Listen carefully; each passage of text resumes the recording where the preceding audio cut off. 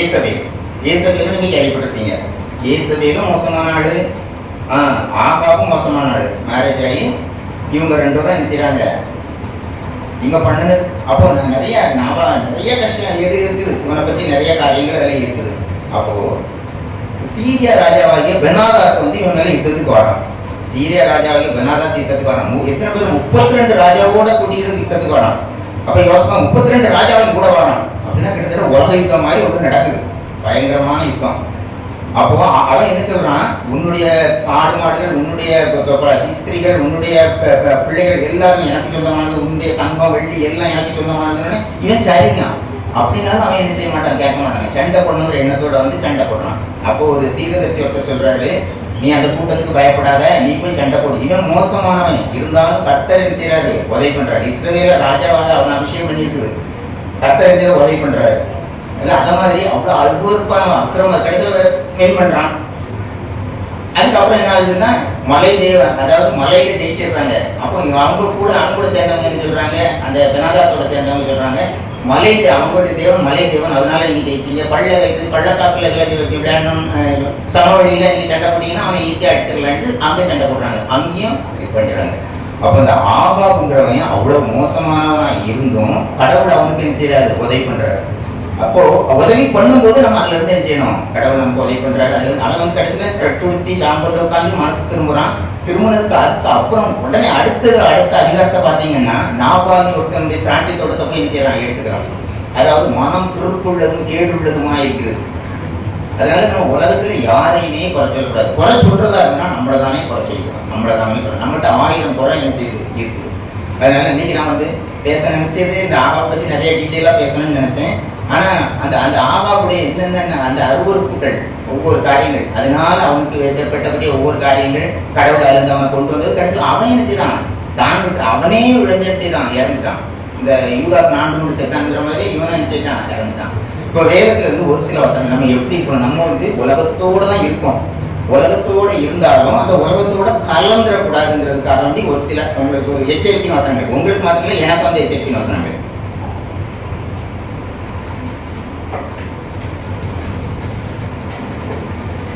வெளிப்படுத்தல்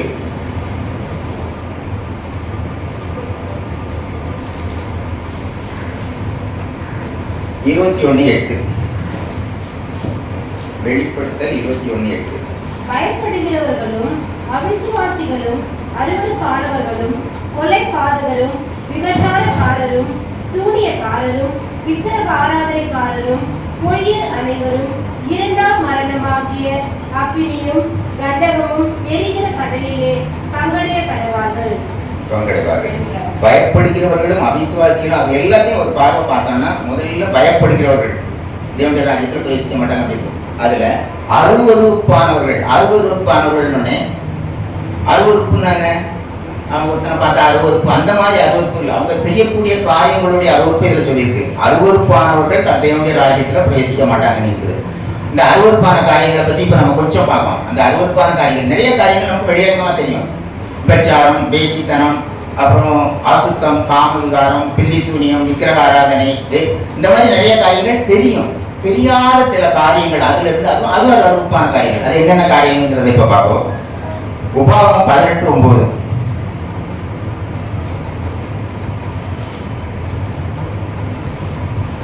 உன் தேவனாகிய கர்த்தர் உனக்கு கொடுக்கும் தேசத்திலே நீ போய் சேரும் போது அந்த ஜாதிகள் செய்யும் அருவருப்புகளின்படி செய்ய கற்றுக்கொள்ள வேண்டாம். அந்த ஜாதிகளின்படி அவங்களுடைய அருவருப்புகளின்படி செய்ய கற்றுக்கொள்ள வேண்டாம். சிலர் என்ன பண்ணுவாங்கன்னா, கிறிஸ்தவங்கள் ஆயிடுவாங்க, இல்லை எல்லாருமே இந்து அப்படியே பல இதுல இருந்து என்ன வந்திருப்போம். ஆனால் அந்த பழக்க அவங்களோட புதுசாக போன உடனே அந்த இடத்துல அவங்க என்னென்ன பண்ணுறாங்களோ அதை நம்மளும் பண்ணணும். சில காரியங்கள் நாள் பார்ப்பாங்க, கிழமை குறி பார்ப்பாங்க, அது பார்ப்பாங்க, அதையும் நம்ம பார்ப்பாங்க. இதெல்லாம் கர்த்தர் நாள் பார்க்கிறவர்களும் குறி சொல்லிக்கிறோம் தேவனுக்கு ரொம்ப அருவருப்பு. அதாவது சில காரியம் விளையாட்டு கல்யாணத்துக்கு கூட நாள் பார்க்கக்கூடாது. கல்யாணத்துக்கு நாள் பார்க்கறது, வீடு கட்டுறதுக்கு நாள் பார்க்கறது, அந்த இதை பார்க்கறது, இதை பார்க்கறது, இதெல்லாம் கர்த்தருக்கு பிரியமில்லாத காரியம். நேற்று நீங்கள் ஃபுல்லாக பார்த்தீங்கன்னா இந்த எஸ்ஐகேல ஃபுல்லாக அருவருப்பை பற்றி நிறைய காரியங்கள் கர்த்தர் சொல்லியிருப்பாரு. அதாவது முந்தைய அருவருப்பு, அதாவது எகிப்தியர் வந்து எபிரேயருக்கு அருவருப்பானவர்கள், யோசேப்பு. அதனால அண்ணன் தம்பி அவன் யோசேப்பு வந்து எங்க இருக்கான், எயித்துல இருக்கான்.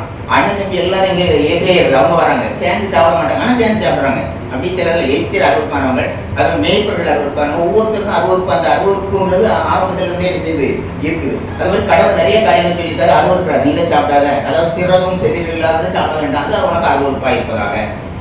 அது மாதிரி இந்த பருந்து, கருடன் இதெல்லாம் சாப்பிடாத, அது உனக்கு அறுவருப்பாக இருக்கட்டும். இது இந்த சில காரியங்கள் கடவுள் வந்து இப்போ ஆரம்பத்தில் சொன்னதை கடைசி வரைக்கும், அது அப்போ உள்ளது இப்போ உள்ளது இல்லை. எப்போவுமே கடவுள் சொன்னது நேற்றும் இன்றும் என்றும் மாறாத தெய்வம் சொன்னதை நம்ம நேற்றும் இன்றும் எதுவுமே மாற்றக்கூடாது. அவர் சொன்னது என்னது சொன்னதுதான். அது மாத்திரம் இல்லை, புருஷர் உடைகளை இஸ்திரி தரிக்கலாக, அதாவது அருவருப்பானது பைபிள்ல இருக்குது.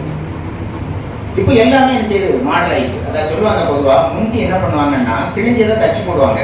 இப்போ என்ன பண்ணுறாங்க, கிழிஞ்சதே தான் போடணும்னு பார்க்காங்க. பேண்ட் வாங்கினால இந்த முட்டியில் கிழிச்சிருப்பாங்க. இதெல்லாம் நீங்கள் என்ன செய்யுங்க, உலகத்துக்கு ஏற்ற வேஷம் தரிக்கக்கூடாது. அதுதான் வேதத்தில் இருக்கு. உலகத்துக்கு ஏற்ற வேஷம் தரிக்கக்கூடாது. பார்த்தா நம்ம கிறிஸ்தவங்க தனியாக தெரியணும். இவங்க கிறிஸ்தவங்க, அவங்க அப்படித்தான் இருப்பாங்க. முந்தி ஒரு கேஸ் ஒன்று ரொம்ப வருஷமா வெள்ளக்காரங்க பீரியட்ல ரொம்ப வருஷமா நடந்துட்டு இருந்த கேஸ் முடிக்கிறது என்ன முடிவுனே தெரியல. கடைசியில் ஒரு கிறிஸ்தவ சாட்சி சொன்னோம். அந்த கிறிஸ்தவ சாட்சி சொன்னதுனால அவங்க சொன்னது உண்மையாக இருக்கும், அந்த கேஸை தள்ளுபடி பண்ணாங்க. அந்த கிறிஸ்தவங்களுக்கு அந்த அளவுக்கு மதிப்பு இருந்து. இப்போ என்ன இல்லை, கிறிஸ்தவன் அவன் போய் சொல்லுவோம் அப்படிங்கிற மாதிரி ஒரு எண்ணத்தை நம்ம உருவாக்கிக்கணும். அதனால நம்ம வந்து அது என்னதான் இருந்தாலும் நம்ம வந்து கேரக்டர், நம்முடைய குணநலனை நம்ம விடவே கூடாது. நம்ம கர்த்தருடைய பிள்ளைகள் அப்படியே நெருப்பா இருக்கணும். வேற நம்ம பக்கத்துல வேற எந்த அசுத்தம் நம்ம பக்கத்துல என்ன கூடாது, வரவே கூடாது. இது ஒரு சின்ன கதை ஒன்று சொல்லுவாங்க. ஒரு முனிவர் வந்து ஒரு ஆத்து பக்கத்துல போயிட்டு இருக்காரு. ஒரு சின்ன ஆறு மாதிரி ஓடுது. அதுல என்னன்னா ஒரு தேள் ஒன்று உள்ள வந்து முனிவர் வந்து ஓடி தேளை எடுத்து நினைக்கிறாரு, உதவி பண்றாரு. அது என்ன பண்ணும், தேளை கையில் தூக்குனா என்ன பண்ணும், கொட்டும். கொட்டுன்னு கையில் தூக்குறாரு, பழைய தண்ணியில வந்து பழைய தூக்குறாரு, அது கொட்டும். திரும்ப அப்ப அதில் போன ஒரு மனுஷன் அவரை பார்த்து சொல்றான், பைத்தியக்கார முனிவரை அதுதான் பொட்டொணி தருத, அது பொட்டொணி தருத, நீங்க எதுக்கு அதை இது பண்றீங்க அப்படின்னா. அப்போ அது வந்து ஒரு பூச்சி, அது ஒரு பூச்சி. அது தன்னுடைய குணத்தை காட்டு. அது குணம் என்ன குணம், கொட்டுறது தான் அதோட குணம். அது தான் குணத்தை காட்டுறது. நான் ஒரு முனிவர், அதே அது குணத்தை காட்டும்போது நான் என் குணத்தை காட்டணுமா காட்டக்கூடாதான், நம்ம உதவி பண்ணணும். அதே மாதிரி நம்மளை யார் அடிச்சாலும் பிடிச்சாலும் அவங்க மேலே போகக்கூடாதுங்க. நம்ம அவங்களுக்கு நன்மையே செய்வோம். அவங்க வந்து செய்யல, அவங்கள அறியாம இவ்வுலகத்தின் அந்தகார லோகாதிபதி அவர்களுடைய கண்களை குருடாக்கினான். கண்கள் தெரியாம இருக்குது, கண்கள் தெரியாம இருக்குது. கடவுள் அதை அழுது சொன்ன மாதிரி சொல்றாரு, என் ஜனங்கள் அறியாமையினாலே சங்காரம் ஆகிறார்கள். நீங்க எல்லாத்தையும் இசைக்கெல்லாம் வாசித்து பாருங்க, நம்ம கண்ணில் அப்படியே கண்ணீர் வரும். என் ஜனங்கள், நான் படைச்ச பிள்ளைகள் இப்படி சங்காரமாகறாங்க, இப்படி சங்காரமாகறாங்க, இவ்வளவோ அவரும் இது பண்ணி பார்க்குறாரு. அதாவது கடவுள் வந்து உலகத்துல எல்லாரையும் படைச்சதுக்கு ஒவ்வொரு நோக்கம் உண்டு, ஒவ்வொரு குறிக்கோள் உண்டு. என்ன படைச்சதுக்கு ஒரு நோக்கம் உண்டு, என்னங்க கொண்டு வந்ததுக்கும் ஒரு நோக்கம் உண்டு. எல்லாத்துக்கும் நோக்கம் இருக்கும். நோக்கம் இல்லாம கடவுளை படைக்கிறவரே கிடையாது. என்ன நோக்கத்துக்காக படைச்சிருக்காரு, அதாவது நம்ம பிள்ளைகளுக்கு என்ன செய்யணும், சேர்த்து வைக்கணும், நல்லா படிக்க வைக்கணும். நம்ம நினைக்கணும் அதே மாதிரி கடவுள் நம்ம அவரால் படைக்கப்பட்ட பிள்ளைகள் ஒன்று நல்லா இருக்கணும், ரொம்ப நல்லா, எவ்வளவு லக்ஸூரியஸா இருக்கணும். அந்த உலகத்தினுடைய எல்லா அதிகபர நன்மைகளால நிரம்பி தான் நம்மளை படைச்சு வச்சிருக்காரு. ஆனா நம்ம என்ன பண்ண, பைபிள்ல இருக்கு, தேவன் மனிதனை செம்மையானவனாக உருவாக்கினார், அவர்களோ அநேக உபாய தந்திரங்களை தேடிக்கொண்டார்கள். கடவுள் நல்லா தான் படைச்சிருக்காரு. எல்லாம் நமக்கு இந்த உலகம் எல்லாமே நமக்கு தான் படைச்சிருக்காரு. ஆனா நம்ம தேவையில்லாத காரியங்கள்னால நம்மளை நாமளே என்ன செய்யறோம், கெடுத்துட்டு இருக்கோம். அதனால கொஞ்சம் நீங்க கடவுளுக்குள்ள வந்து பாருங்க, எல்லா ஆசீர்வாதங்களும் அப்படியே வந்து சேரும். ரெட்டத்தனையான ஆசீர்வாதங்கள் என்ன செய்யணும், வந்து சேரும். அதாவது கடவுள் அருவருக்கிற காரியங்களை நீங்களும் என்ன செய்யணும், அருவருக்கணும். கடவுள் அருவருக்கிற காரியங்கள் நிறைய காரியங்கள் பைபிள்ல அந்த மாதிரி நிறைய காரியங்கள் இருக்குது.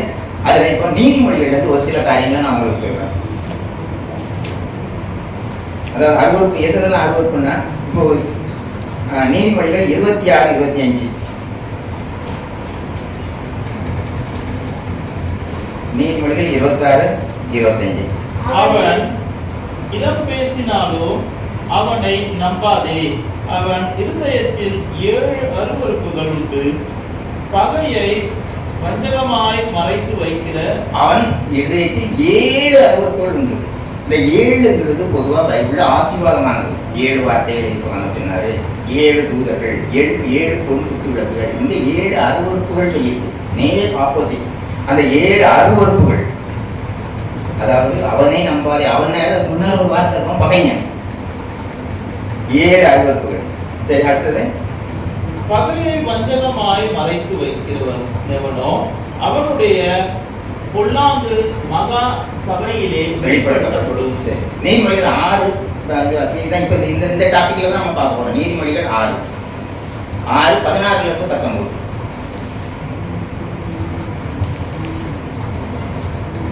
6 காரியங்களை கர்த்தர் வெறுக்கிறார், ஏழும் அவருக்கு அருவருப்பானவைகள். அவையாவன: மேட்டிமையான கண், பொய் நாவு, குற்றமற்றவர்களுடைய ரத்தம் சிந்தும் கை,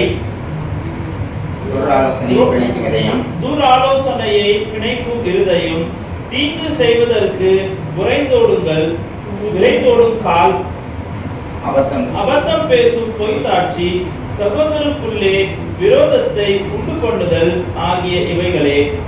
நல்ல கவனிங்க. இதை கொஞ்சம் முடிஞ்ச வரைக்கும் நம்ம என்ன செய்வோம், நம்மளை அடுத்தவங்களை பாதுகாக்கிறது ரெண்டாவது. முதல்ல நம்மளை பாதுகாக்கணும். இந்த சாத்தானான உலகமெங்கும் தனக்கு கொஞ்ச காலம் மாத்திரம் உண்டென்று அறிந்து யாரை விழுங்கலாமோ என்று கட்சிக்கிற சிங்கம் போல வலை வீசி தேடி திரிகிறான். சாத்தான் வலை வீசி தேடி திரிகிறான். வலைன்னா என்னது? நெட்டு. வலைக்கு இங்கிலீஷ்ல பேரு நெட்டு. நம்ம பிள்ளைகள் எல்லாம் இதில் தான் கிடக்கு, நெட்டில் தான் கிடக்கு. செல் எடுத்துக்கிட்டோன்னா நெட்டு என்னது? ஃபுல்லாக அந்த நெட்டு. எனக்கு நெட்டு கிடைக்க மாட்டேங்குது, எனக்கு அது கிடைக்க மாட்டேங்குது. கொஞ்சம் ரொம்ப கவனமாக இருங்க. அதாவது எதனால தெரியல, நான் நினைக்கிறேன் வலை வீசி தேடி திரிகிறான். சாத்தா வலை வீசி எப்படி தேடுவான்? இந்த வலைங்கிறது இந்த வார்த்தைக்குரியதை கர்த்தர், அதாவது பின்னால நடக்கிறத முன்னாலே சொல்லக்கூடிய ஒவ்வொரு இதுவும் பைபிள்ல என்ன செய்து இருக்குது. எல்லாமே பைபிள்ல இல்லாத காரியங்கள் எதுவுமே என்ன செய்யல இல்லை. இப்ப என்ன சொல்றாருன்னா, கர்த்தர் 6 காரியங்களை அருவருக்கிறார். 6 காரியங்களை அருவருக்கிறார். மேக்சிமம் நம்மளால எல்லாமே ஓரளவு பிரச்சனை இல்லாத எல்லாத்தையுமே நம்ம விட்டுடலாம். நம்ம எல்லாத்தையும் அதை விட்டோம், இதை விட்டோம், இதுல இல்லை. இந்த சின்ன காரியங்கள், அதாவது சிறிய நரிகள் ஒரு பெரிய தோட்டத்தை, சிறிய நரிகள் தான் ஓட்ட போட்டு உள்ள போயிடும். அதனால சின்ன காரியங்கள்லையும் அசால்ட்டா இருக்கக்கூடாது. முதல்ல மேட்டிமையான கண். நம்ம கண்கள் எப்பவும் என்ன செய்யணும்னா, என் கண் எப்பொழுதும் கண்ணீர் சொல்கிறது. ஒரு தீர்க்கதரிசி சொல்வார், கண், அதாவது கண் மேட்டிமையான கண். அப்படி பார்க்குற பார்வை அந்த மாதிரி ஒரு இதே இருக்கக்கூடாது. அந்த கண்ணில் என்ன இருக்கணும்? அன்பு, பரிவு, பாசம் எல்லாம் கலந்து வரும். நம்ம பார்க்கும்போதே பொதுவாக சொல்லுவாங்க, நீங்க கிறிஸ்தவங்களான்னு கேட்பாங்க. இப்போ கூட அந்த மாதிரி ஒரு இது இருக்கு. பஸ்ல உட்காந்து நீங்க கிறிஸ்தவங்க, ஏன்னா நம்ம முகம், அதுக்குரிய முகத்தை கடவுள் நமக்கு என்ன செய்திருக்காரு, தந்துட்டாரு. அதை நம்ம பாடாக்க கூடாது. அதாவது அந்த கண்ணை மேட்டிமையான கண். அந்த கண்ணு கொஞ்சம் மேலே போச்சுன்னா அந்த வாழ்க்கையே ஸ்பாயில் ஆயிடும். இப்போ கடவுள் ஆதாம் ஈவாளை படைக்காரு, நல்லா இருக்காங்க, ரொம்ப இதா இருக்காங்க. கடவுள் அவரோட ஈவினிங் பேசுறாரு, பண்றாரு. வாழ்க்கை எப்படி இருந்திருக்கும், ஒரு பிரச்சனை கிடையாது. தப்புங்கிறதே என்னன்னு தெரியாது. அந்த கண்ணு தான் எதை பார்க்குது?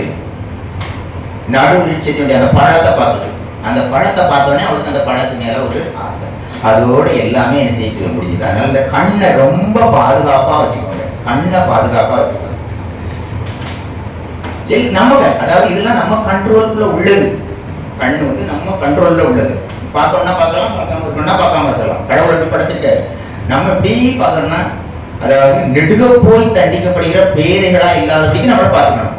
நம்ம செய்தது தப்புன்னு தெரியும், அதுக்கு மனச்சாட்சி கொடுத்துருக்காரு, சரியா தப்பா. சில காரியங்கள் தப்புன்னு தெரிஞ்சுன்னா நான் என்னன்னு சொல்லுவேன், தப்பா சரியான ஆர்கியூமெண்ட்டுக்குள்ள வந்தாலே தப்புன்னு இருக்கேன்னு ஒரு தடவை சொல்லியிருக்கேன். தப்பா சரியானா அது தப்பு தான். இப்போ நம்ம பார்க்குற பார்வை பரிசுத்தமா இருக்கணும். பரிசுத்த பார்வை, யாரை பார்த்தாலும் பரிசுத்த பார்வையா இருக்கணும். அந்த மாதிரி பார்வை கொஞ்சம் மாறி போச்சுதுன்னா எல்லாமே இந்த வாழ்க்கையே ஆதாம் ஏவாள் கடவுள் என்ன நோக்கத்துக்காக மனுஷனை படைச்சாரோ அந்த நோக்கமே என்ன செய்யுது, இதாகி போச்சு. இதனால அந்த பார்வை, கண் பார்வை, உன் கண் உனக்கு முன்னே செவ்வையாய் பார்க்க கிடவது. கண்ணு முன்னால நேரா தான் என்ன செய்யணும், பார்க்கணும். அதாவது நிறைய வார்த்தைகள் இந்த நீதிமொழிகள் தினமும் ஒவ்வொரு நீதிமொழிகளை நீங்க மற்றதும் வாசிங்க. நீதிமொழிகள் தினமும் 31 இருக்கு. ஒரு மாதத்தைக்கு மிஞ்சி போனா 31 நாள் இல்ல 30 நாள், 30 நாளுடைய இதுவும் இருக்கு, மாதங்களும். ஒவ்வொரு நாளையும் ஒன்னொன்னு வாசித்து பாருங்க, ரொம்ப அருமையா இருக்கும். கடவுள் ஒவ்வொரு காரியங்களையும் கொடுத்துருக்காரு. முதல்ல மேட்டிமையான கண். அந்த கண்ணை மாத்திரம் ரொம்ப கவனமா வச்சுங்க. கண்ணு சரீரத்தினுடைய எல்லா காரியத்துக்கும் விளக்கு. அப்படின்னா கண்ணு இல்லைன்னா ஒண்ணுமே இல்லை. நீங்க யோசித்து பாருங்க, கண்ணு இல்லாம எத்தனை பேர் உலகத்துல இருக்காங்க, கண்ணு இல்லாம எத்தனை பேர் இருக்காங்க. நம்ம கண்ணை வச்சுக்கிட்டு கடவுள் நமக்கு கண்ணை தந்திருக்காரு. கடவுளே இந்த கண்ணை கொடுத்து நன்றி நன்றி நன்றின்னு சொல்லிகிட்டே இருக்கணும். அதை வச்சுட்டு இந்த கண்ணை வச்சுட்டு கண்டது கடிது தேவையில்லாததெல்லாம் பார்த்துட்டு இருந்தோம்னா அப்போ யோசிப்பாங்க, சப்போஸ் நமக்கு கண்ணு இல்லைன்னா நம்ம என்ன பண்ணுவோம்? அதான் கடவுள் ஒரு வார்த்தை தெரிவிப்பார், உன் கண் உனக்கு இடல் உண்டாக்கினால் அதை பிடுங்கி எரித்து போடு. அதாவது என்னன்னா அந்த மாதிரி கண்ணை உடனே பிடிங்கி எரிஞ்சு போடுறது இல்லை, அந்த கேரக்டரை இங்கே அவாய்ட் பண்ணணும். இப்போ மேட்டிமையான கண்ணை முதல்ல அவாய்ட் பண்ணணும். மேட்டிமையான கண். அடுத்தது பொய் நாவு. இந்த நாவை கொஞ்சம் கர்த்தாவே என் நாவுக்கு காவல் வையும், என் வாய்க்கு காவல் வையும்னு சொல்லி நாக்கு ரொம்ப மோசமானது. அது ஒரு நெருப்பு மாதிரி புழுக்கி விட்டுரும் எல்லாத்தையும். நாக்கு ரொம்ப எல்லாருமே ரொம்ப கவனமா, எவ்வளவு கவனமா வைக்கணுமோ அவ்வளவு கவனம். இந்த நாக்குனால நிறைய குடும்பங்கள் செதறி போயிருக்கு. கணவன் மனைவி ஒரு வார்த்தை யூத்தை கேட்க முடியாது, அவங்க ஒரு வார்த்தை சொல்ல இவங்க வார்த்தை சொல்ல அந்த குடும்பமே என்ன செய்யுது இதாகுது. அதனால உங்க வாய்க்கு எப்போ அதிகமா பேசாதுங்க. எப்போ பேசக்கூடாதுன்னா கோபம் வந்துச்சுன்னா பேசவே கூடாது. மேக்சிமம் கோபம் வந்ததுன்னா பேசவே பேசாதுங்க. குடும்பத்திலே எங்கேயோ கோபம் வந்துச்சுன்னா சில நேரத்தில் எங்க வீட்டில் கூட சொல்லுவாங்க கோபமா இருக்கான், கோபமா இருக்கான்னா அப்ப பேச மாட்டான் அப்படி அந்த மாதிரி. அதுக்குன்னு அப்படியே மனசுல அடக்கி வைக்கிறது இல்லை. கோபம் மேக்சிமம் கோபம் வந்துச்சுன்னா வார்த்தைகளை கொப்பளிச்சிடக்கூடாது. வார்த்தைகளை அள்ளி எரிஞ்சிட்டோம்னா அப்புறம் திரும்ப என்னது, அது நம்ம திருக்குறள்ல ஒரு வார்த்தை சொல்லுவாங்க, தீயினால் சுட்டவும் உள்ளாரும் ஆறாதே நாவினால் சுட்ட வடு. நாப்பை வச்சு ஒருத்தனை சுட்டுட்டோம்னா அந்த வடு என்ன செய்யாது, வாழ்நாள் முழுசு ஆறாது. அதனால ரொம்ப கவனமா இருங்க. நம்ம கிறிஸ்தவங்க, அவங்க புறமத்தவங்க, ஒரு கிறிஸ்தவம் இப்படி பேசிட்டாங்க ஒரு அந்த மாதிரி ஒரு வார்த்தைகள் கர்த்தருடைய நாம வீணிலே துஷ்டப்படுறதுக்கு பயப்படாது, போயிட்டு கொடுக்குறாங்க. அதாவது சூரியனை பார்த்து நாய் என்ன செய்யும், சில நேரங்கள் பொழைக்கும். அதனால அது சூரியனுக்கு ஒரு இது வரப்போறது கிடையாது. அதனால யார் என்னது சொல்லிட்டு போறாங்க, அது அவங்க அறியாமல் அவங்களுக்காண்டி ஜோம் பண்ணுங்க. துன்பப்படுத்துகிறவர்களுக்காகவும் என்ன செய்யுங்க, ஜோம் பண்ணுங்க. அவங்க தெரியாம தான் இருக்காங்க. நம்ம கடவுளை அறிஞ்சுக்கிட்டோம், கர்த்தர் நல்லவங்கிறத என்னுடைய இதாதான் நான் சந்தோஷமா இருக்கேன். எனக்கு என்ன பொறுத்தவரை நான் சந்தோஷமா இருக்கேன். இதே மாதிரி எல்லாரும் சந்தோஷமா இருக்கணும்னு எனக்கு ஆசை, எல்லாரும் சந்தோஷம். ஆனா நிறைய பேர் ஆஸ்பத்திரியில் கிடந்து தூக்கம் வராம அப்படி கிடந்து கத்திட்டு கிடக்காங்க. ஏன் எதுக்கு? அவங்க கடவுளை அறிஞ்சு வைத்தாங்கன்னா எல்லா காரியங்களும் லகுவா என்ன செய்யணும், முடிஞ்சிடும். அதனால சமயம் வாய்க்காட்டாலும் ஜாக்கிரதையா அவங்களுக்கு கடவுளை பற்றி சொல்லணும். அப்போ நம்ம இந்த மேட்டிங்கான கண்ணு நம்மள இருந்து எடுப்படணும். அந்த பொய் சொல்லக்கூடிய நாக்கு, பொய் நாவு பொய், எதை சொன்னாலும் பொய் பொய் பொய் பொய் பொய். இந்த பொய்ங்கிறத என்ன செய்யுங்க, மேக்சிமம் என்ன செய்யுங்க, சின்ன காரியம் விளையாட்டுக்கு தானே. ஆனா அருமை பைபிள்ல இருக்கு, நான் விளையாட்டுக்கல்லவோ அடுத்தவனை கெடுத்து நான் விளையாட்டுக்கல்லவோ என்று செய்தேன் என்று சொல்லுகிறவனும் இருக்கிறான். அதனால விளையாட்டுக்கு கூட என்ன செய்யாங்க, பொய் சொல்லாதுங்க. அதுக்கு ரொம்ப பெர்ஃபெக்டா போய் நீங்க ஒரு பாஸ்டர்ட்ட டைம் என்னன்னு கேட்டோம்னா 7 மணி 12 நிமிடம் அது 1 மணி சொல்றதுனாலே 3 கோடி தான். அப்படி சொல்ல வேண்டிய அவசியம் இல்லை. ஓரளவு நம்மளை இது பண்ணி பொய் சொல்லாத அளவுக்கு கர்த்தாவே என் வாய்க்கு காவல் வையும், என் வாய்க்கு காவல் வையும். கடவுள்கிட்ட கேளுங்க, தினமும் காலையில் இருந்தோடனே கர்த்தாவே என் வாய்க்கு காவல் வையும். தேவையில்லாம எதையும் செய்யக்கூடாது, பேசக்கூடாது. பேசிட்ட பிறகு அதுக்கப்புறம் என்ன செய்யறது, நான் ஏன்டா அப்படி பேசுறேன்னு சிலர் யோசிப்பாங்க. யோசித்து பிரயோஜனமே செய்யறது கிடையாது. பேசுறதுக்கு முன்னாடி 1000 தடவை இல்லை 1000 தடவை யோசிங்க, யோசித்து பேசுங்க. பேசின பிறகு யோசிக்காதுங்க. அதனால மேட்டிமையான கண்ணை அவாய்ட் பண்ணுங்க, பொய் நாவை அவாய்ட் பண்ணுங்க. அடுத்தது குற்றமற்றவர்களுடைய ரத்தம் சிந்தும் கை. நம்ம ரத்தம் சிந்த மாட்டோம், நமக்கு இது இருக்குது. குற்றமற்றவர்களுடைய ரத்தம் சிந்தும் கை, குற்றமே செய்திருக்க மாட்டான். அவனுக்கு ஏதாவது ஒரு காரணத்தினால இப்ப சொல்றேன், ரோட்ல போயிட்டு இருப்பா, ஒரு அம்மா நல்லா செய்யுங்க கம்மல் போட்டுக்கிட்டு இருப்பான், அவனுக்கு சம்மந்தம் இருக்காது. அதுக்கு ஆசைப்பட்டு அவள் பிடிச்சி ரோட்ல எடுத்து உடம்பெல்லாம் ரத்தம் அடிபட்டு இதெல்லாம் என்னது, இதுக்கெல்லாம் மன்னிப்பே கிடையாது. கடவுள் தான் அருவருக்கக்கூடிய காரியங்கள், அருவருக்கக்கூடிய. அடுத்த பிறந்த பொருளை இச்சையாதிப்பாயாக அவன் ஒண்ணு வச்சிருக்கான், இது வச்சிருக்கான், இதெல்லாம் நமக்கு என்னது, நமக்கு அந்த எண்ணங்கள் இல்லை. இருந்தாலும் சின்ன சின்ன காரியங்கள் அவ ஒரு சாரி வாங்கிட்டானா நம்மள அந்த மாதிரி சாரி, அந்த மாதிரி எண்ணங்களே இருக்கக்கூடாது. யாரு நல்லா இருந்தாலும் நல்லா இருக்கட்டும், அவங்க நல்லா இருக்கட்டும். அப்படி பையன் என்ன பண்றான், அங்க வேலை பார்த்தா சரி நல்லா இருக்கட்டும். அப்படி அவங்கள வாழ்த்துறதுல நம்மளும் என்ன செய்வோம், வாழ்த்துவோம். மரணமும் ஜீவனும் நாவின் அதிகாரத்தில் இருக்கிறது. நம்ம நாட்டுல தான் எல்லாம் இருக்கு. நல்லா நம்மளும் சொல்லிக்கணும், நான் நல்லா இருக்கேன், கடவுளுடைய கிருபையால நான் நல்லா இருக்கேன், என் பிள்ளைகள் நல்லா இருக்கும், என் குடும்பம் நல்லா இருக்கும். இந்த மாதிரி நம்மளை நாமளே ஆசீர்வதிக்கிறதுக்கு மற்றவங்க ஒன்றும் சொல்லலாம், நம்மளை நாமளே ஆசீர்வதிச்சுக்கலாம். இஸ்ரவேலை ஆசீர்வதிப்பதே கர்த்தருக்கு பிரியம். கர்த்தர் நம்மளை எதுக்கு அப்படி ஆசீர்வாதத்துக்கு தான் வச்சிருக்காரு. அதனால ரத்தம் சிந்துங்கை, அப்போ ஆரம்பத்துல ஆதாம் ஏவாள், அப்புறம் காயின் ஆபேல். அப்போ என்னது, காயின் என்ன பண்ணான், காய்கறி. ஆபேல் என்னது, ஆடு. அப்போ ஒருத்தன் அதிகரிச்சோன்னா அடுத்தவனுக்கு என்ன செய்யுது, கோபம் வந்துச்சு. அப்போ என்ன செய்யுது, குற்றமற்றவனுடைய ரத்தம் சிந்துங்க, அவன் என்ன செய்யறான், கொலை பண்ணிட்டான். அப்போ இந்த காயின் வந்து அவனும் கடவுளுக்கு செய்தான், இல்லைன்னு இல்லை. அவன் செய்ததோட யார் செய்தது நல்லா இருந்தது, ஆபேல் செய்தது நல்லா இருந்தது. கர்த்தர் ஆபேல் வந்து அப்படின்னு ஒருத்தன் என்ன செய்யிட்டான். அதனால எவ்வளவு பிரச்சனைகள். அது அதுல இருந்தே என்ன செய்யுது, உலகம் ஃபுல்லா அவனுக்கு சாபம், எல்லாருக்கும் சாபம். ஆதாம் ஏவாள் பண்றதுனால அவங்களுக்கு சாபம், காயின் ஆபேல் அது அந்த சாபம். அந்த சாபம் வந்து இப்போ அப்படியே படிப்படியா வருது. இது மாத்திரம் இல்ல, கடவுளை வந்து கொண்டு போகும்போது இவனை அடைச்சி இவனை கொலை பண்ணுங்காங்க. அப்போ அவருக்கு கேட்டார், பிலாத்து கேட்டார், என்ன பண்ணாங்க, அந்த பரவாச விடுதலை பண்ணும், இவன் கொலை பண்ணணும். அதுக்கு அவங்க என்ன சொல்றாங்க, அவனுடைய ரத்தப்படி எங்கள் மேலும் எங்கள் தலைமுறை மேலும் இருக்கட்டும். அப்ப அந்த ரத்தப்படி நம்ம மேல என்ன செய்து இருக்குது, என்ன இல்லைன்னு இல்லை, இந்த ரத்தப்படி இருக்குது. அதை தான் கடவுள் என்ன சென்றது, சிலுவை மரணத்தினால எல்லாத்தையும் ஜெயிச்சிட்டாரு. ஆனா அது ஏற்றுக்கொள்ளக்கூடிய நம்பிக்கை நமக்கு இருக்கணும். நம்பிக்கை இல்லைன்னா நம்ம அதுல தான் இருப்போம். நம்ம விசுவாசித்து கடவுள் எனக்கு எரிச்சாரு, என் மேல எதுவும் என்னுடைய பாவங்கள் சாபங்கள் எல்லாத்தையும் எடுத்துட்டாரு, கடவுள் போயிட்டாரு, என்கிட்ட ஒண்ணுமே, நான் இன்னும் கடவுளுக்குள்ள இதா இருக்கேன் அப்படின்னு நினைச்சிட்டோம்னா நமக்கு ஒண்ணும் இல்லை. நம்ம அதை இது பண்ணாம இருந்தாலும் சாத்தான் அதை வச்சே நம்மளே என்ன செய்வான், கொண்டு வருவான். கொண்டு வந்து ஒண்ணு நீ அதை பண்ணலாம், இதை பண்ணா சொல்லி காட்டுவான். நீ அப்பாலே இப்போ சாத்தானே கடவுள் எல்லாத்தையும் நினைச்சிட்டாரு, சிலுவையில எனக்கு ஜெயிச்சிட்டாரு நம்ம ஒரு வார்த்தை சொல்லி அவனை நினைச்ச வார்த்தை விட்டுருவான். எங்களுக்கு நல்ல கவனமா கண்களை பார்த்துக்கோங்க, அடுத்த நாவை காத்துக்கோங்க, கைகளை காத்துக்கொள்ளுங்க. அடுத்தது துராலோசனையை பிணைக்கும் இதயம். இதயம் வந்து என்னது, திருக்குள்ளதும் மகா கேடுள்ளதுமா இருக்கிறது. இதயத்துல துராலோசனை, ஒருத்தருக்கு ஒருத்தர் என்னது ஆலோசனை சொல்றது, பொல்லாத ஆலோசனைகள், அவன் அப்படி இவன் இப்படி, இந்த மாதிரி எண்ணங்கள்லாம் நமக்கு என்ன செய்யக்கூடாது, இருக்கக்கூடாது. எல்லாரையும் வாழ்த்துக்கலாம், அவங்க நல்லவங்க இவங்க நல்லவங்க. யாரை பற்றி எப்பவுமே நம்ம வாயிலிருந்து குறைவான வார்த்தைகளை, ஒருத்தர் குறைவா இருந்தாலும் குறைவா இருந்தால் அவங்ககிட்ட போய் நேரடியாக என்ன செய்யலாம், சொல்லிடலாம். அதை 4 பேர்கிட்ட என்ன செய்யக்கூடாது, சொல்லக்கூடாது. துர் ஆலோசனையை பிணைக்கும் இதயம். இந்த ஆகாபு கதை ஃபுல்லா, அதனாலதான் அந்த ஆகாபுல ஃபுல்லா துராலோசனை. அவனுக்கு ஆலோசனைக்காரியாரு அவங்க ஒய்ஃப் ஏசபேல் தான் அந்த ஆகாபு திராட்சை தோட்டத்தை எடுத்து அவனுக்கு பொண்ணு இது பண்ணி திராட்சத்தை எடுத்துக்குவாங்க. அதுக்கப்புறம் அவங்க பட்ட கஷ்டங்கள் வந்து நிறைய. அதனால துராலோசனையை பிணைக்கும் இதயம். அடுத்தது தீங்கு செய்வதற்கு விரைந்தோடும் கால். இந்த நம்ம கால் எப்பவுமே அடுத்தவங்களுக்கு நன்மை செய்யறதுக்கு தான் ஓடணுமே செய்ய, தீங்கு செய்வதற்கு ஓடவே கூடாது. தீங்கு செய்வதற்கு விரைந்தோடும் கால். இந்த தீங்கு செய்வதற்கு விரைந்தோடும் கால கடவுள் மாத்திட்டாரு.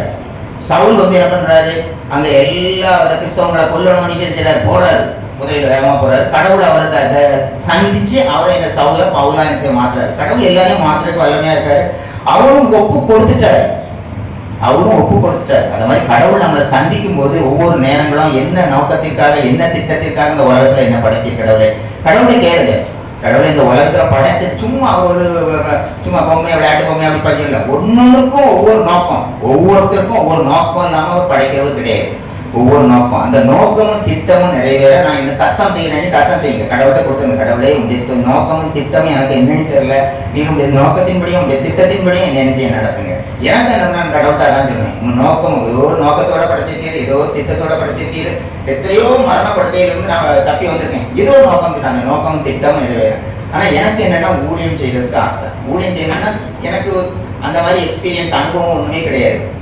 அதுலயும் பைபிள் வராங்க, அதாவது மேலும் ஆரோனை போல அழைக்கப்பட்டால் ஒழிய இந்த கனமான ஊழியத்திற்கு ஒருவனும் தானா ஏற்படுகிறது இல்லை. தானா போய் ஊழியத்தை செய்யறதுக்கு முடியாது. கடவுளுடைய ஒரு இது இல்லைன்னா, கனமான ஊழியம் கடவுளுடைய ஒரு அழைப்பு இல்லைன்னா அது செய்யவே முடியாது. இப்ப நான் வந்தது ஏதோ கடவுளுடைய அழைப்பு, நான் இன்னைக்கு வருவேங்கிறது எனக்கு தெரியாது, கடைசி வரைக்கும் தெரியாது.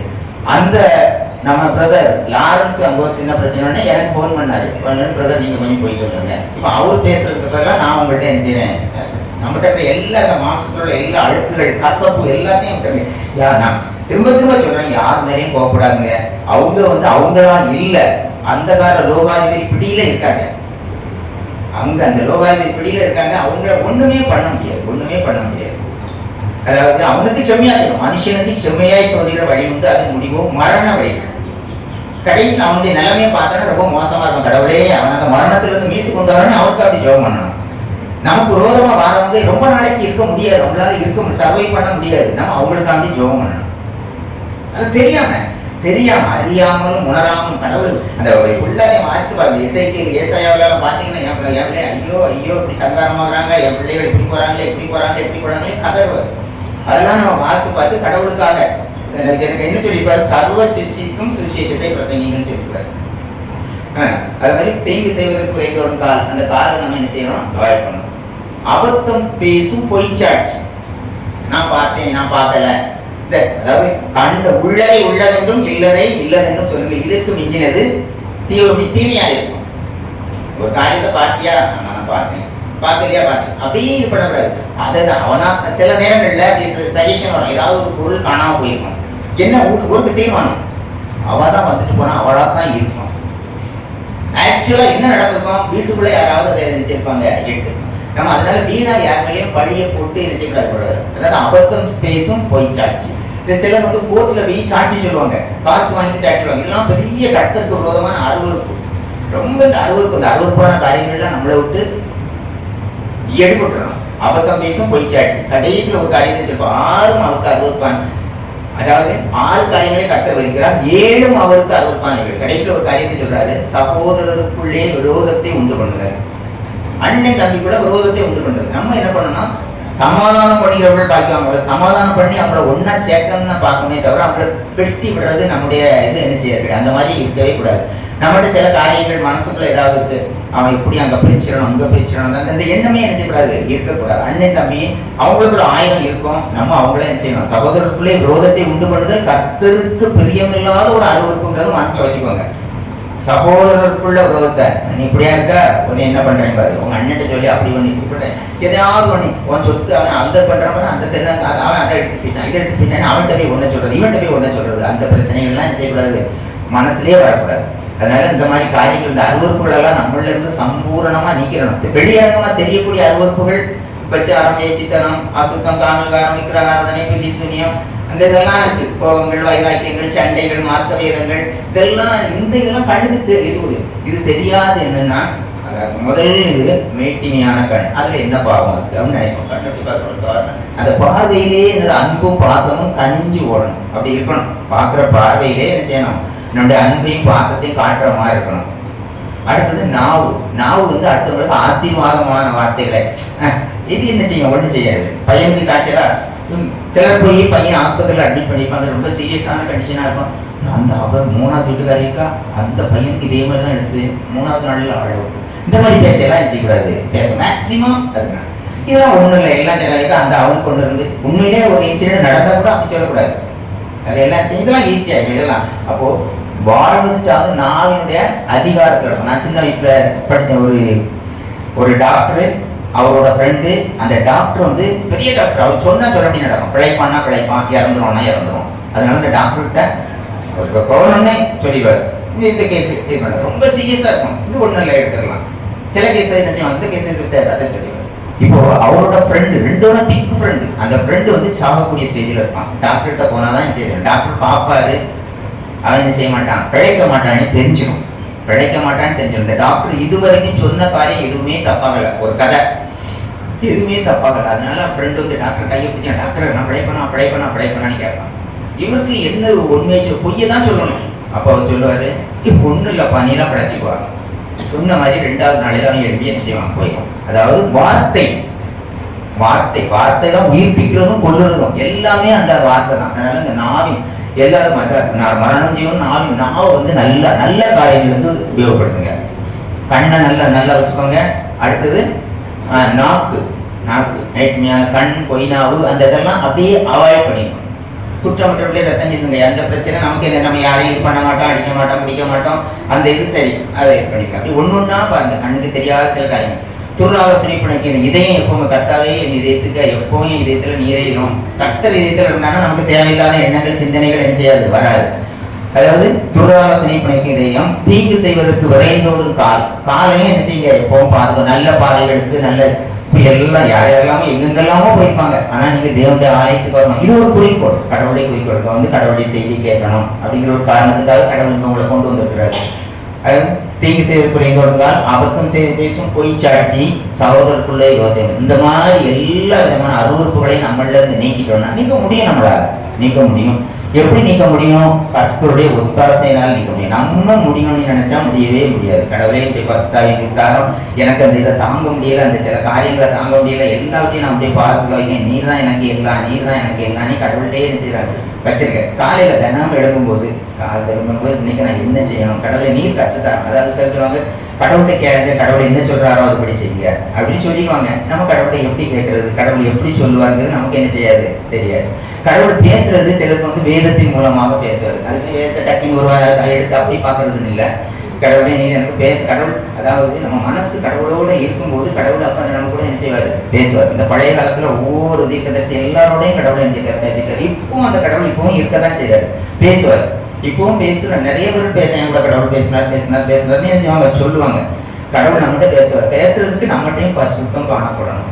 அவரு பாவத்தை காணாத சுத்த கண்ணர், பரிசுத்தம் நம்மகிட்ட காணப்படணும். கடவுளே நீர் விரும்பக்கூடிய பரிசுத்தத்தை எனக்கு தந்து என்கிட்ட வெளிப்படும். கடவுளை என்கிட்ட பேசணும், என்ன செய்யணும் என்ன செய்யக்கூடாது அப்படிங்கிறத எனக்கு என்ன செய்யணும்.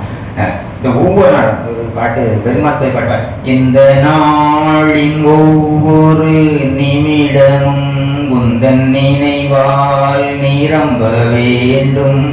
இந்த நாளின் ஒவ்வொரு நிமிடமும் உந்தன் நினைவால் நிரம்ப வேண்டும். என் வாயின் வார்த்தை எல்லாம் பிறகாயம் மாற்ற வேண்டும். என் வாயின் வார்த்தை எல்லாம் பிறகாயம் மாற்ற வேண்டும். இந்த மாதிரி ஒரு எண்ணத்துல இருந்துங்க. கடவுள் நமக்காக வாழக்கூடாது, அடுத்தவங்களுக்காக வாழணும். கடவுள் எல்லாருமே கடவுளுடைய பிள்ளைகள், எல்லா கடவுளுடைய பிள்ளைகள். இந்த கடவுளுடைய பிள்ளைகளுக்கு நீங்க உதவி பண்ணணும். அவன் இந்துவா இருந்தாலும் சரி, முஸ்லீமா இருந்தாலும் சரி, எதா இருந்தாலும் சரி. அதாவது நீங்க ஜாக்கிரதையாவா கடவுளை பற்றி பிரசங்கம் பண்ணுங்க. அவன் என்னைக்காவது ஒரு நாள் அந்த வார்த்தை வெறுமையா வராது. என்னைக்காவது ஒரு நாள் அவனுக்கு என்ன செய்யும், கிரியை செய்யும். நான் அங்கே டுட்டோரியல் காலேஜ் நிறைய பசங்க, இந்துஸ் பசங்க தான் வந்தேன். சில நேரங்களில் சில காரியங்களை சொல்லுவேன். சொல்லும்போது ஜாக்கிரதையாக பண்ணணும். இல்லாட்டி அவன் மதத்தை பற்றி பேசுறாரு, அதை பற்றி பேசுறாரு அப்படின்னு சொல்லுவாங்க. அப்படி யோசித்து பாருங்க, நீங்களே யோசித்து பாருங்க. நம்ம படிச்சுட்டோம், நமக்கும் கடவுளுக்கும் வித்தியாசம் இருக்கணும். பசங்கிட்ட என்ன, நமக்கும் கடவுளுக்கும் வித்தியாசம் இருக்கணும். இப்போ மனுஷனை மாதிரி கடவுளும் மேரேஜ் பண்ணி கொண்டாடி வச்சுக்கிட்டு பிள்ளைகளை வச்சுக்கிட்டு இருந்தா ஒரு கடவுளையும் என்ன செய்யறது இல்லை. அது அர்த்தமே கிடையாது. அது பாருங்க, ஒவ்வொரு கடவுளுக்கும் எத்தனை பேர், எத்தனை, அதெல்லாம் ஒரு இதே கிடையாது. நீங்க அதெல்லாம் கொஞ்சம் யோசித்து ஒவ்வொரு காரியங்களும் செய்யுங்க. அதே மாதிரி பிறந்த நாள் கொண்டாடும் போது இப்போ கிறிஸ்துமஸ்னா யாரு, அவர் பிறந்த நாள். ஒவ்வொரு பிறந்த நாள். தீபாவளி நீ கொண்டாடுறீங்களா, இது யார் பிறந்த நாள், இதுதான் யாரு ஒரு அது ஆக்சுவலா ஒன்னொன்னுக்கும் ஒவ்வொரு இது காரணமே கிடையாது. இப்போ சொல்றது கண்களை குருடாக்கிட்டான், இது காரணம் கிடையாது. சில காரியங்கள் வெளியே சொல்ல முடியாது. அப்படியே மக்கள் அப்படியே அந்த இருளுக்குள்ளேயே அமுத்தி கொண்டு போயிட்டாங்க. அவங்கள வெளியே கொண்டு வந்து பார்க்கணும். அதனால அவங்க மேல தப்பு இல்லை. தீபாவளி நம்ம இவ்வளவு செலவழிச்சு இவ்வளவு இது பண்றாங்க இல்லை. அப்படியே வாசி பார்ப்போம். ஒரு மனுஷன் சாக போகும்போது நான் தப்பு பண்ணிட்டேன், நான் செத்த நாளை நீங்க சந்தோஷமா கொண்டாடுங்க அப்படின்னு சொல்லி செத்துட்டான். அப்ப அவன் எவ்வளவு பெரிய நல்ல மனுஷனா இருக்கு, நம்ம அப்படியே யோசிச்சு பார்ப்போம்.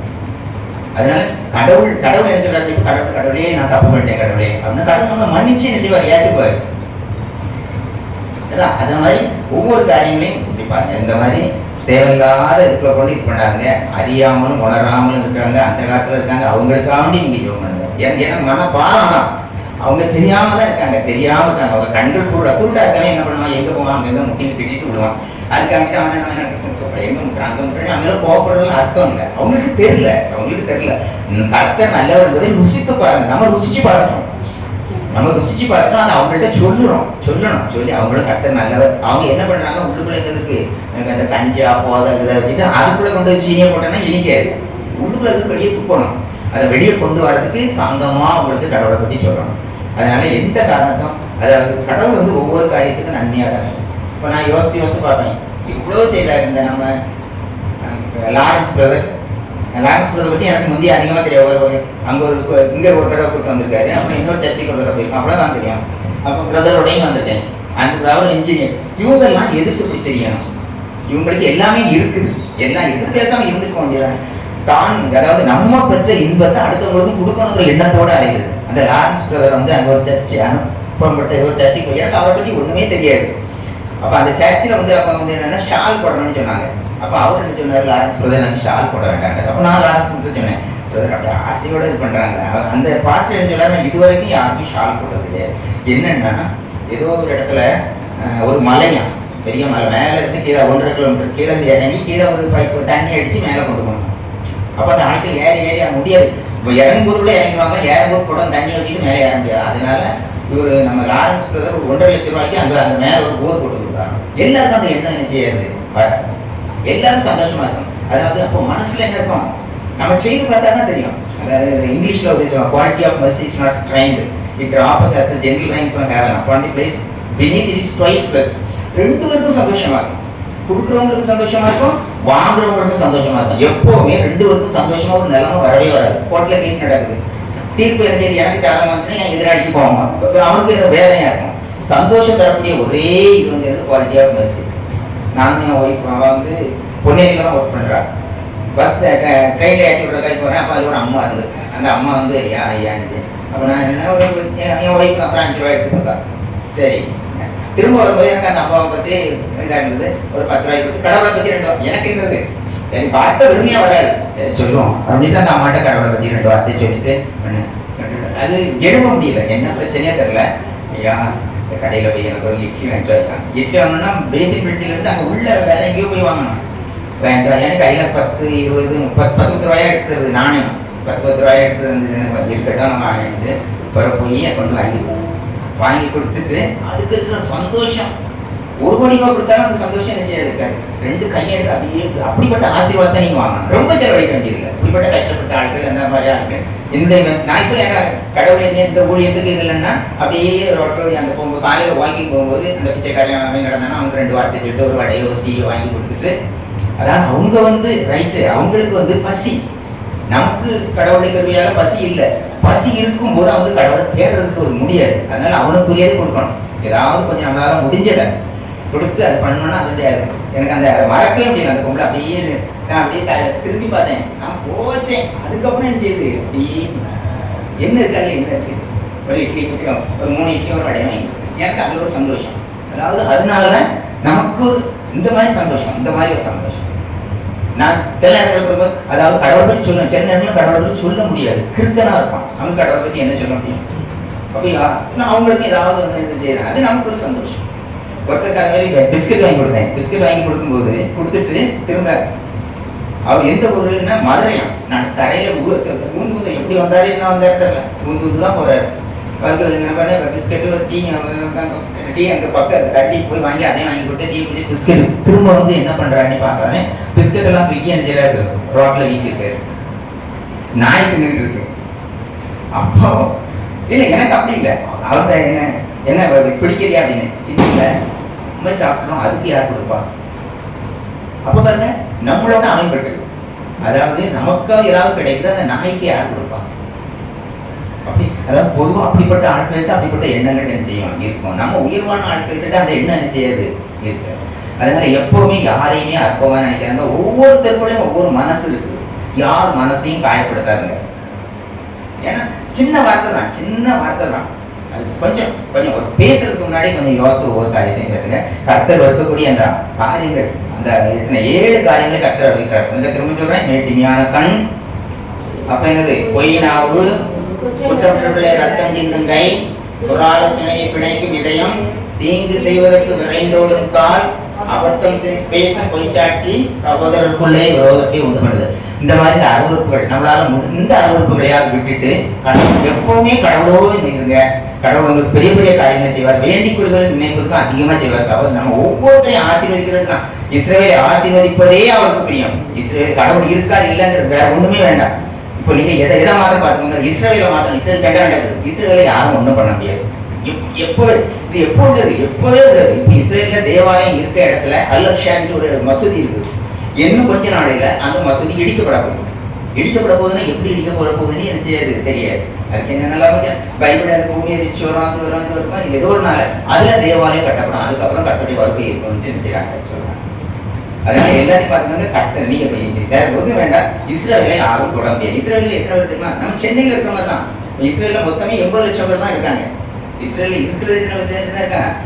அவங்கள யாருமே இது பண்ண முடியல.